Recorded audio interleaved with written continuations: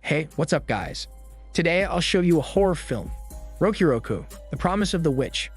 Spoilers ahead, watch out and take care. The movie begins with the girl, Izumi, waking up. After tidying up her room, Izumi goes out and greets her mother, who is feeding her grandpa. After that, Izumi goes to the kitchen, and while reheating the soup, she checks her phone and sees 3 missed calls from an unknown number. Her mother follows Izumi to the kitchen shortly after to get more tea. While watching the news, Grandpa looks at the garden, and he starts to mumble that something is back again. Later that day, while Izumi leaves her work, she receives a phone call from the same unknown number. Izumi answers it, and she immediately recognizes the caller, Mika, her childhood friend. Mika invites Izumi to meet up on Saturday. Izumi agrees to the invitation.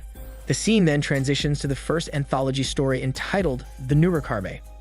It begins with the worker staying in the office to finish her work, while her co-workers leave the establishment. The worker takes a break by smoking when she sees a woman wearing a red kimono in a hotel room. The woman's back is on her, so the worker cannot see her face. The worker then notices that the woman is slowly stripping herself, revealing her white skin as a sheet. The worker taunts the woman to look her way, although they are meters away from each other, but the woman slowly turns around, like she heard what the worker said. Fear strikes in her, as the worker sees the woman's face is exactly like hers. Despite that, the worker dismisses it, thinking she is just tired. She drinks coffee in the hallway when she notices that the woman is still looking at her. The woman points behind her, so the worker looks at it when the power suddenly goes out. A humongous woman's head then comes out from the dark and rolls through the hallway. The worker cannot move because of fear, so she screams as the head reaches her. The scene then transitions back to Izumi running to their house as the rain pours. Her mother then comes out and informs her that Grandpa has run away again. So Izumi and her mother part ways to look for Grandpa.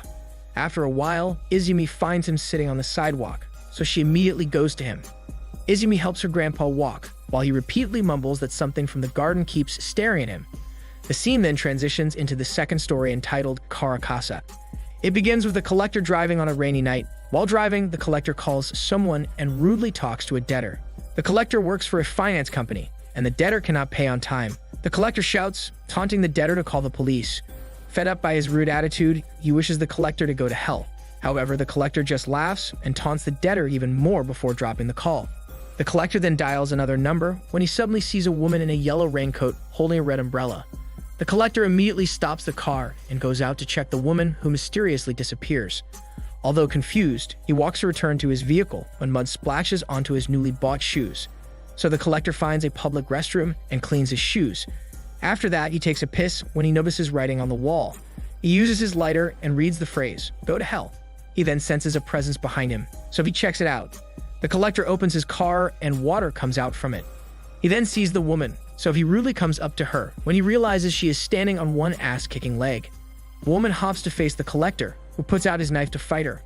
However, his knife suddenly freezes and soon breaks, so he runs away. But the collector can only scream in fear as the woman catches up to him.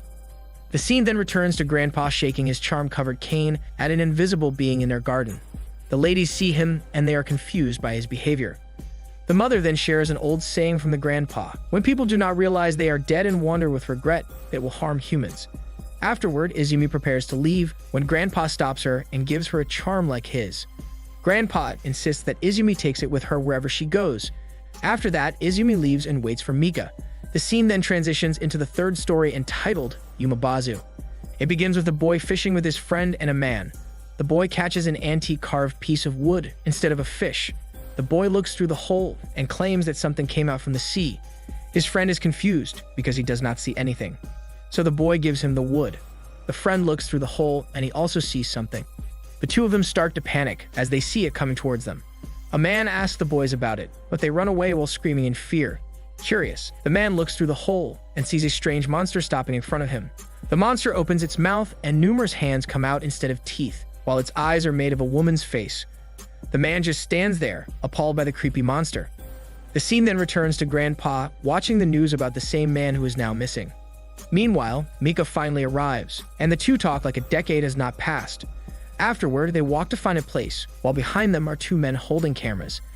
This leads to the fourth story entitled Hakawana. Two men go to an abandoned building and take pictures of everything. Then they barge into a room to take more photos. The chubby man, Mr. Chubby, notices a drawing of an apple with 2 flowers on its stem on the wall. The four-eyed guy calls him and points out a pair of women's legs lying on the floor. Her skin is pale as a sheet, making her red stiletto stand out. They cannot see her face, so the four-eyed guy instructs his friend to pull her out. Mr. Chubby obliges and pulls the woman who he claims is super heavier than him. Although struggling, Mr. Chubby finally does it, and they see that the woman's head is locked on a metal box. The four-eyed guy gives his friend a crowbar, and Mr. Chubby uses it to open the box. However, he breaks the crowbar, and water suddenly comes out from inside the box. The four-eyed guy leans closer to inspect with his 4 eyes when it suddenly bursts open. The four-eyed guy's nose bleeds from the impact, but luckily his 4 eyes get spared. However, his fear overcomes pain as he sees the woman's face with her eyes snow white, her lips sexy and violent, and her teeth smelly blackened. The woman opens her mouth and screams, so the four-eyed guy hits the box with the crowbar. The box flows away, disparting the woman's head from her body. Despite that, the woman just laughs while her body walks towards the box. The body picks it up and attaches it to itself. The four-eyed guy runs away from fear, leaving his shitty fat friends stuck with the woman. The scene then returns to Mika and Izumi eating and talking. Mika then draws the same drawing from the 4th anthology. An apple with 2 flowers on its stem, which Izumi calls the Mika mark. The two laugh as they remember getting in trouble, because Mika drew it on bathroom walls. This leads to the 5th story entitled ROKUROKU. It begins with an art student checking in a fancy hotel. While wandering around the hotel room, the student notices the woman in the red kimono standing on a balcony near him. After that, the student draws the woman, and his friend asks about her. He shares that he saw her on the balcony the other day. The friend then changes the subject and pleads with her friend to come to class. However, the next day comes, and the friend notices that the student is absent again. After class, the friend repeatedly calls the student, but receives no answer, so she visits him. There, she sees the student so focused on his drawings. The friend then reveals that the hotel he saw the woman from does not exist. However, the student says that the woman is always staring at the spot where the baby fell. Although confused and creeped out by the student, the friend tosses his drawings out the window. Shortly after, she breaks down into tears when she suddenly hears a woman scream from below. The woman checks it out and sees that the student has jumped off. The friend cries as she mourns his death. Right then, she sees the woman in the drawing looking down on her from the student's room.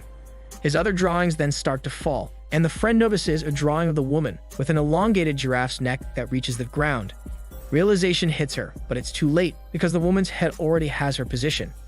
The scene then returns to Izumi and Mika going inside the same hotel that the student checked in. Inside, Mika reveals that she's getting married to her longtime boyfriend.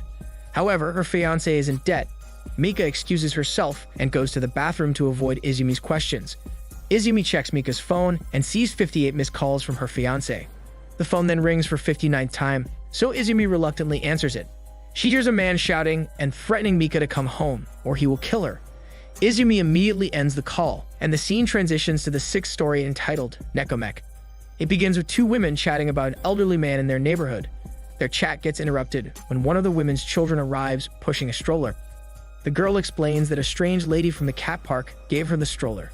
The girl says she promised to take care of the baby cat inside the stroller, but the mother smells it is stinking. So the mother bids goodbye to her friend and instructs her daughter to come home while she returns the stroller. However, the strange lady is nowhere to be found. So the mother just leaves the stroller in the park. After that, she goes to their apartment building and sees the stroller in front of their apartment. The mother takes it to the storage room downstairs and then returns back up. However, the stroller is mysteriously there again.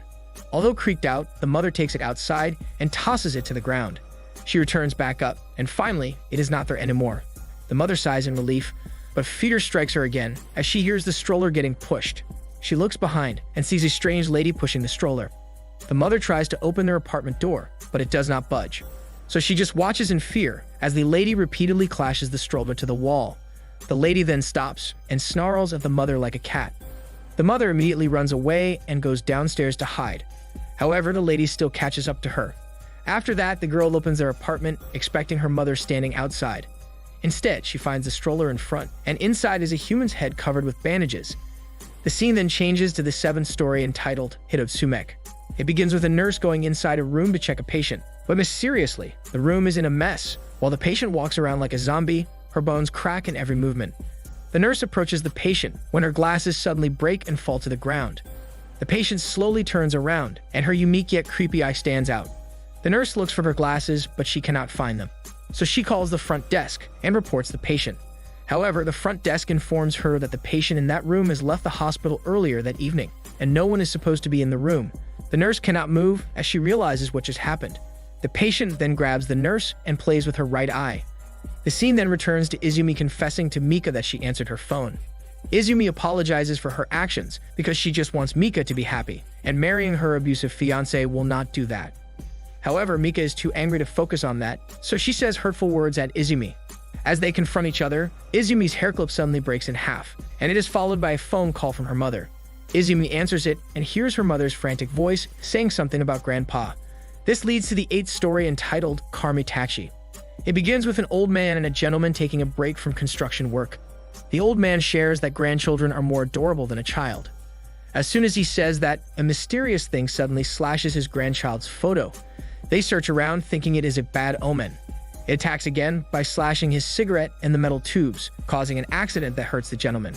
He then hears a laughing, so the old man follows where it comes from and sees a peculiar woman with sharp tools attached to her limbs. The old man cannot move because of fear, so he fails to avoid it when the woman slashes his body in a flash. After killing him, the woman prepares to attack the gentleman when he accidentally shakes a can full of screws. This stops the woman, and the gentleman realizes that the hex nuts are the woman's kryptonite. So he takes and shakes it, and the woman backs up, when suddenly the gentleman trips. The can falls onto the ground, and he sees the woman has escaped. After that incident, the gentleman, who turns out to be Grandpa, makes a charm made of screws. The scene then returns to Grandpa fighting the same woman in the garden using his charm-covered cane.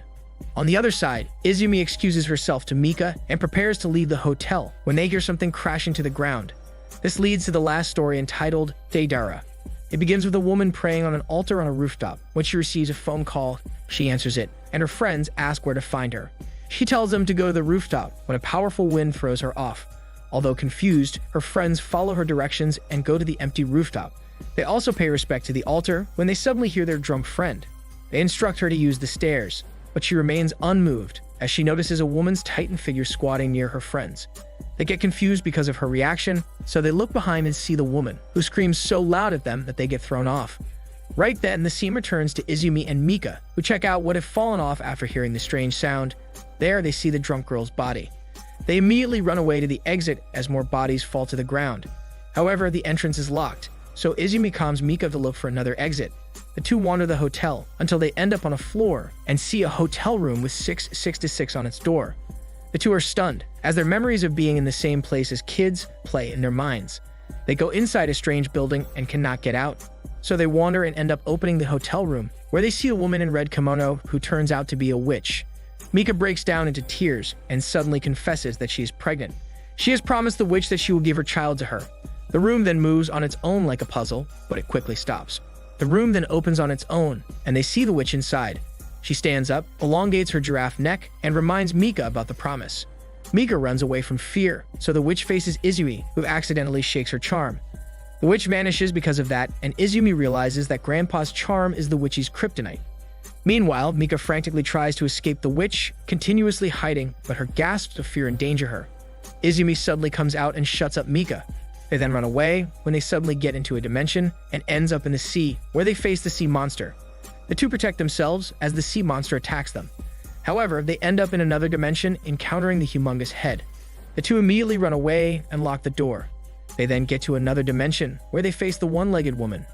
This repeats until they encounter all the killers in the previous anthology series. It turns out all those killers are the witch in disguise to claim the lives of those who failed to keep their promise to her. The two end up on the rooftop, where they remember jumping off from the same building as kids. The two prepare to jump again, when the Titan screams at them, throwing them off to the witch's dimension, where she keeps all the lives she has taken. There is no end in beginning, just white walls and red threads. Until Mika fulfills her promise, it will be trapped there. The witch then appears and crawls towards them. So Izumi prepares to use her charm, but she realizes she lost it. Her younger self then appears and points at the charm on the floor. Izumi immediately runs, so the witch tries to stop her, but fails. Izumi then tells the witch not to involve the living to her regret. She then throws the charm, causing an explosion.